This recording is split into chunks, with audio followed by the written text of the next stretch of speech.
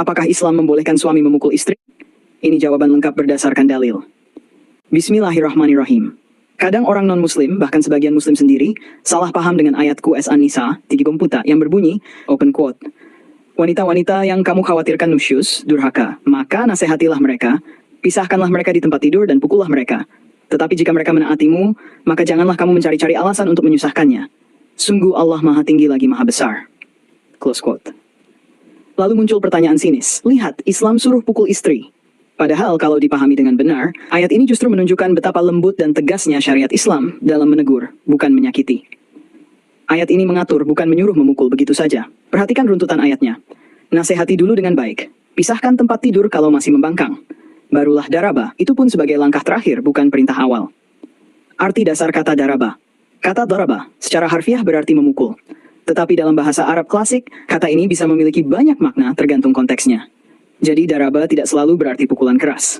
Dalam konteks QS An-Nisa 4, maknanya bukan memukul untuk menyakiti, melainkan pukulan simbolik, lembut, atau peringatan terakhir, bukan kekerasan fisik. Ada beberapa hadits sahih yang memperjelas makna daraba dalam QS An-Nisa 4.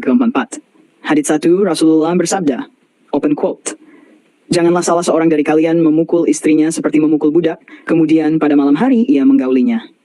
Hadis Bukhari 4, Muslim 2855. Artinya, Rasulullah menolak kekerasan dalam rumah tangga, bahkan menyebutnya tidak pantas bagi suami yang beriman. Hadits itu juga bukan berarti boleh memukul budak dengan keras, tapi hanya bersifat perbandingan kiasan. Karena zaman dulu, orang-orang sebelum Islam datang, mereka memukul budaknya sekehendak hatinya, termasuk dengan keras. Bahkan, Nabi SAW menegur keras orang-orang yang menampar budaknya. Open quote. Dari Ibnu Umar aku mendengar Rasulullah SAW bersabda, barang siapa menampar atau memukul budaknya, maka kafaratnya adalah memerdekakannya. Close quote. Hadits 2 dari Aisyah beliau berkata, open quote, Rasulullah SAW tidak pernah memukul istri maupun pembantunya, sama sekali Muslim 2328, close quote. Ini menunjukkan bahwa Rasulullah SAW sebagai teladan tidak pernah mencontohkan kekerasan terhadap istri, meskipun beliau manusia paling berhak menegur dengan keras.